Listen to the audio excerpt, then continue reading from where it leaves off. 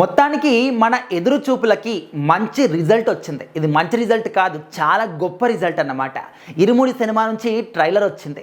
ఆ ట్రైలర్ చూసిన తర్వాత మనస్సంతా కూడా ఒక దైవ జ్ఞానంలో మునిగిపోతుంది. అయ్యప్ప స్వామి నామజపం చేస్తాం.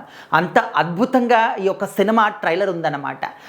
ఓపెనింగే పాప కనిపించడం, ఆ పాప కింద పడిపోవడం, ఇంకా అక్కడ నుంచి స్టోరీ అంతా కూడా స్టార్ట్ అవుతుంది.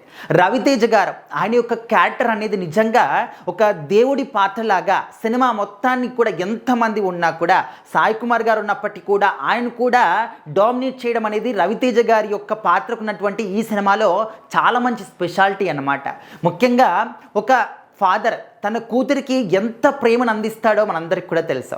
సో రవితేజ గారు ఈ సినిమాలో కూడా తన కూతురికి అమితమైనటువంటి ప్రేమను అందిస్తూ ఉంటారు. రవితేజ గారి క్యారెక్టర్ ఒక తాగుబోతు క్యారెక్టర్ అయినప్పటికీ కూడా లోకంలో ఉన్నంత ప్రేమ అంతా కూడా నా కూతురికే నేను ఇవ్వాలి అని ఒక గొప్ప ఫాదర్ లాగా కూడా రవితేజ గారి క్యారెక్టర్ ఉందన్నమాట.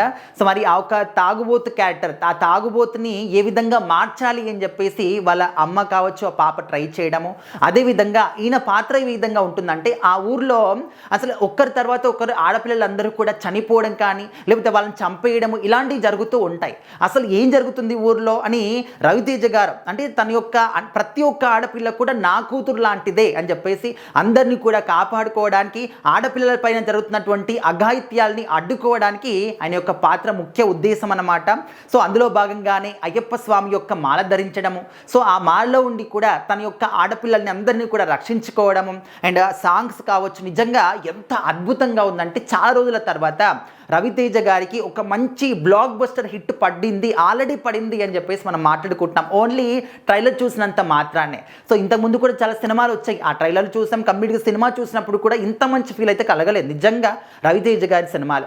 సో ఇప్పుడు మాత్రం ఇరుముడి జస్ట్ ఈ యొక్క ట్రైలర్ ఎంత నీట్ స్క్రిప్ట్ కనిపిస్తుంది అంటే ఎక్కడ కూడా చిన్న కన్ఫ్యూజన్ లేదు, ఎక్కడ కూడా చిన్న అటు ఇటు అయినట్టు కూడా లేదు, కంప్లీట్గా ఒక నీట్ గ్రాఫ్ లాగా చాలా అద్భుతంగా ఉందన్నమాట ట్రైలర్ అంతా కూడా.